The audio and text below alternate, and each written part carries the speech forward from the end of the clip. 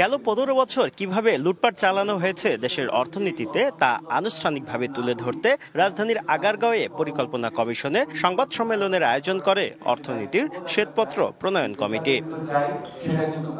জনগণকে জানানো হয় মেগা প্রকল্প বাস্তবায়নের আড়ালে দুর্নীতি করে পরবর্তী প্রজন্মের ঘাড়ে চাপানো হয়েছে বিশাল অঙ্কের ঋণের বোঝা। অনেক প্রকল্প দরকার আছে, কিন্তু কথাটা হলো যে আমাদের ঘাড়ে এবং আমাদের পরবর্তী প্রজন্মের ঘাড়ে দুর্নীতির মাধ্যমে এই মেগা প্রকল্প থেকে যে টাকা পাচার হয়েছে সেটা কিন্তু আমাদের কাছে ফিরে যাচ্ছে। দুর্নীতি করে যদি 100 টাকা হয় তার মধ্যে হয়তো 60 টাকা বাইরে নিয়ে গেছে, 40 টাকা এখনো অর্থনীতির ভিতরে আছে। উন্নয়ন পরিকল্পনায় রাজনৈতিক হস্তক্ষেপ বন্ধের পরামর্শ দিয়ে কমিটির সদস্যরা বলেন, ত্রুটিপূর্ণ নির্বাচন ব্যবস্থা থেকে সরে না এলে দুর্নীতির গ্রাস থেকে বের হতে পারবে না বাংলাদেশ।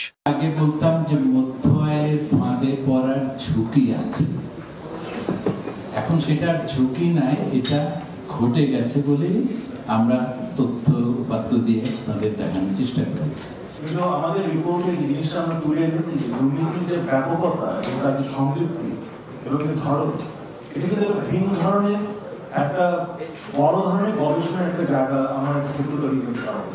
এ সময় কমিটির প্রধান জানান, দেশের অর্থনীতির কোমর ভাঙতে রাজনীতিবিদ ও আমলাতন্ত্র মিলেমিশে হাসিনা সরকারের আমলে তৈরি করা হয়েছিল চোরতন্ত্র।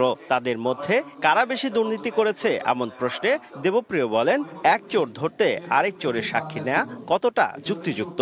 চামচা পুঁজিবাদ, তো চামচা পুঁজিবাদের থেকে কিভাবে চোরতন্ত্রে চলে গেল রাজনীতিবিদ, আপনার ব্যবসায়ী এবং আমলা, এই 3 সহযোগ সৃষ্টি করা হলো আর কি।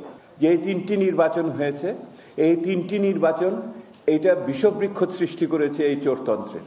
ক্যাপাসিটি চার্জের ভুল তথ্য দিয়ে নিজস্ব জ্বালানি উৎপাদন ব্যবস্থা গড়ে না তুলে এলএনজি আমদানির মাধ্যমে দুর্নীতির পথ সুগম করা হয়েছে বলেও জানিয়েছে শ্বেতপত্র কমিটি। এর আগে রোববার প্রধান উপদেষ্টার হাতে শ্বেতপত্র তুলে দেন কমিটির সদস্যরা।